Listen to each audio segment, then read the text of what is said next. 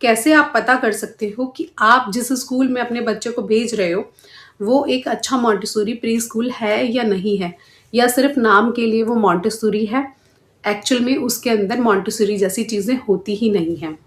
तो मैं आपको बताती हूँ डिटेल में कि एक अच्छे मॉन्टेसोरी स्कूल में क्या होना चाहिए और क्या नहीं होना चाहिए। तो सबसे पहले ये जानना जरूरी है कि ये कॉन्सेप्ट दुनिया में आया कैसे। ये कॉन्सेप्ट लाने वाली है मिस मारिया मॉन्टेसोरी, जिन्होंने कई सालों तक बच्चों पर रिसर्च करी और बाद में ये मॉन्टेसोरी का कॉन्सेप्ट दुनिया में लेके आई और उन्होंने बताया कि ये चीज़ें होनी चाहिए, बच्चों के साथ ऐसे बिहेव करना चाहिए, ये एक्टिविटीज़ होनी चाहिए। उन्होंने काफ़ी कुछ बताया, तो उसके बारे में मेरी एक डिटेल वीडियो है, वो आप देख सकते हैं। आज हम स्पेसिफिक रूटीन जानेंगे कि मॉन्टेसोरी प्री स्कूल के अंदर क्या रूटीन होना चाहिए। तो सबसे पहले क्या होता है, सबसे पहले बच्चा आता है, आते ही वो अपने शूज़ जगह पे रखेगा जहाँ पे भी मैम ने बताया होगा, क्योंकि एक अच्छे प्री स्कूल में शूज़ अंदर अलाउ नहीं होते।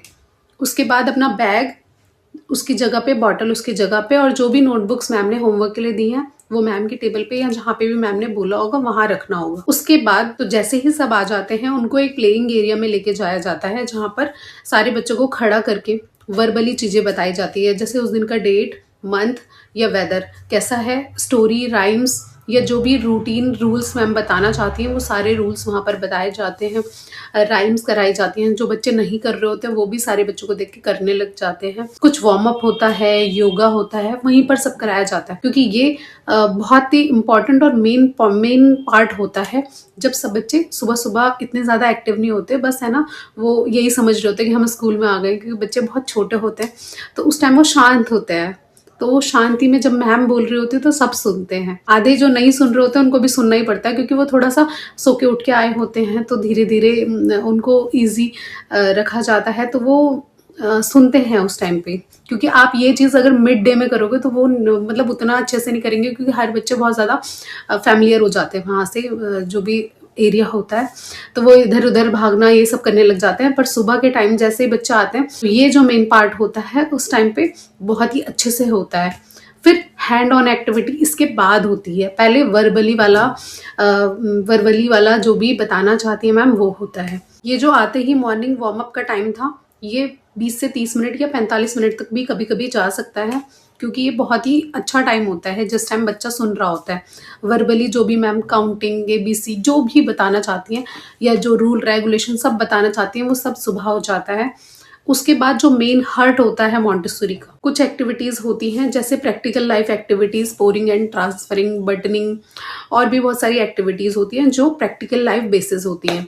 दूसरी एक्टिविटीज़ होती हैं जो सेंसरल एक्टिविटी होती है, जिसमें शेप, साइज, कलर, टच करना, हॉट कोल्ड ये सब बताना। मैथ्स की एक्टिविटी होती है जिसमें वॉल्यूम मेजर करना, हैवी एंड क्वांटिटी में हैवी और लेस, ये सब बताया जाता है। एक्टिविटीज़ की बात करें तो एक्टिविटीज़ बहुत सारी हो सकती है, बहुत ही सारी, किसी भी तरीके की एक्टिविटी करा सकते हैं जिसमें बच्चे का फोकस, अटेंशन सब बढ़ता है।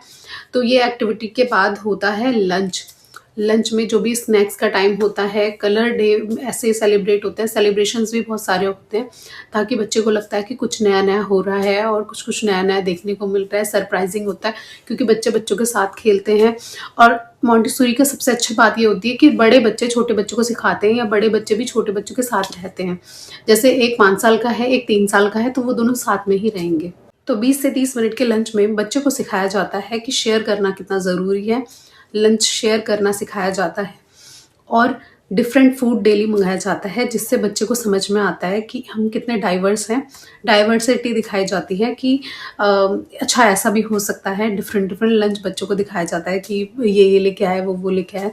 तो ये सब होने के बाद नेक्स्ट पार्ट होता है आउटडोर एक्टिविटीज़ का, जिसमें आउटडोर एक्टिविटी में फ्री बच्चे को छोड़ दिया जाता है, जिसमें बच्चे का ग्रॉस मोटर स्किल्स वाली एक्टिविटीज़, नेचर के साथ बच्चे को कनेक्ट करना, कुछ भी स्काई, ट्री, ग्रास, कुछ भी मैम बता सकती हैं, प्लांट के बारे में लाइव बता सकती है, दिखाती हैं उनको, और बच्चे को फ्रीली, स्मूथली बहुत कुछ सिखाया जा सकता है।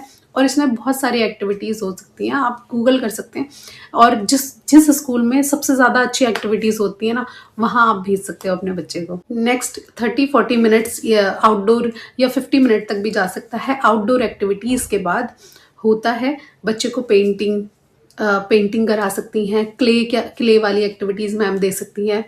और भी बहुत सारी एक्टिविटीज़ ऐसी होती है, स्टोरी टेलिंग, मूवी दिखाना, जो भी बच्चों से रिलेटेड मूवी है उसको बच्चे को एक्सप्लेन करना। तो मैम सबसे ज़्यादा इम्पॉर्टेंट ये होता है कि मैम ऐसे, जैसे मैं आपको बता रही हूँ, मैं आपको मुँह से बता रही हूँ, सुना रही हूँ, ऐसे नहीं, हाथ हैंड मूवमेंट्स खुद एक्शन करके, खुद एनर्जेटिक टीचर होनी चाहिए जो बच्चे को वर्बली और हैंड मूव से समझा रही हैं। आपने देखा होगा ए फॉर एप्पल ऐसे करके मैम समझाती हैं, तो बच्चा भी ऐसे ही करके बोलता है ताकि उसको विजुअलाइज कर सके। तो ऐसे बच्चा बी फॉर बॉल, तो बच्चा केक कर रहा है, तो ऐसे कराना बहुत ज़रूरी है, जिससे बच्चा हैंड मूवमेंट से जल्दी सीखता है कि हमें ऐसे एक्शन करना है, स्काई तो ऐसे करना है, ब्लू तो जैसे ड्रेस है ब्लू को तो उसको टच करके बताएगा this is blue, this is white, जैसे मैं बताऊंगी this is white, I wear white. तो ऐसे ही मतलब बहुत ही एनर्जेटिक टीचर चाहिए ना ऐसे बच्चों के लिए। उसके बाद होता है फ्रूट या स्नैक्स टाइम, जो भी स्कूल का रूटीन होगा उसके हिसाब से। उसके बाद बच्चे को क्लीन अप रूटीन बताया जाता है कि अपने आप को साफ कैसे रखना है, अपने कपड़े कैसे साफ रखने हैं, कैसे करने हैं, तो वो सब बताया जाएगा। हैंड वॉश करना सिखाया जाता है, जो भी स्कूल में पॉसिबल होता है वो भी सिखाया जाता है। बाल सेट करना खुद ही बच्चा खुद से ही करता है वो। तो जो पुराने बच्चे हैं वो तो सीख जाते हैं, जो नए बच्चे होते हैं उनको देख के थोड़ा थोड़ा करते हैं। इसके बाद बच्चे को क्वाइट टाइम होता है, मतलब कि चुप रहना। जो पुराने बच्चे हैं वो शांत हो जाते हैं, तो नए बच्चे भी कोशिश करते हैं कि चुप रहें वो। तो क्वाइट टाइम होता है जिसमें मैम बोलती है कि बिल्कुल शांत रहना है।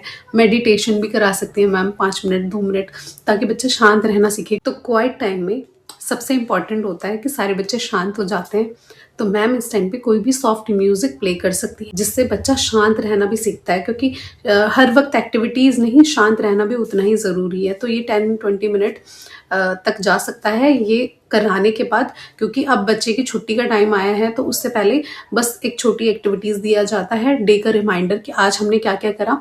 तो रिमाइंड करने से बच्चे का फोकस बढ़ता है कि और मेमोरी शार्प होती है कि हमने क्या क्या किया था, मैं सुबह आया उसके बाद मैंने क्या किया, उसके बाद मैंने क्या किया। रिमाइंड कराना बहुत ज़्यादा ज़रूरी है। सॉफ्ट एक्टिविटीज़ दी जाती है, जैसे पजल्स वगैरह दिया, जो बच्चा खुद से कर लेता है, ज़्यादा मैस नहीं होता है, क्लीन अप वो कर चुका है। इसके बाद बच्चा रेडी होता है जाने के लिए। लास्ट जो कोई नहीं बताएगा वो मैं बताऊंगी। सबसे ज्यादा इंपॉर्टेंट चीज ये होती है कि हम लोग पेरेंट्स बहुत खुश हो जाते हैं फोटोज आते हुए कि मेरा बच्चा ये एक्टिविटी कर रहा है, देखिए इस स्कूल में ये एक्टिविटी होती है।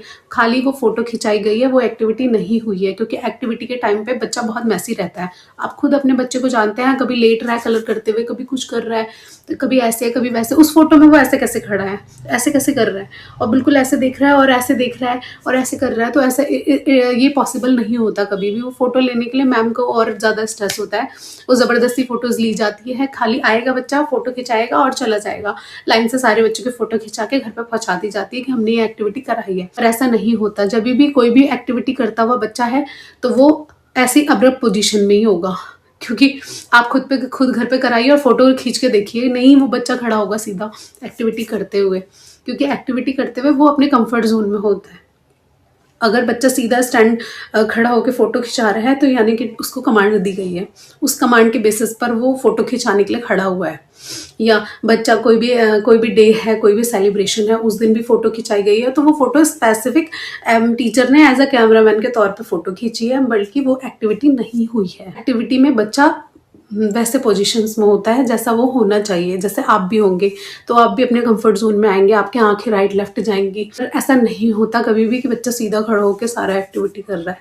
तो ये सबसे ज़्यादा इंपॉर्टेंट है। टीचर पर कभी भी प्रेशर मत डालना कि मेरे को फोटोज़ चाहिए। अगर आपको देखना है तो आप डायरेक्ट वीडियो कॉल करिए, या ये फैसिलिटी उनके पास है या नहीं है उसको आप पहले ही पूछ लीजिए कि भाई मैं कभी भी वीडियो कॉल कर सकती हूँ, या कभी भी कैमरा चेक कर सकते हो कि क्या हुआ है, वो रियल है।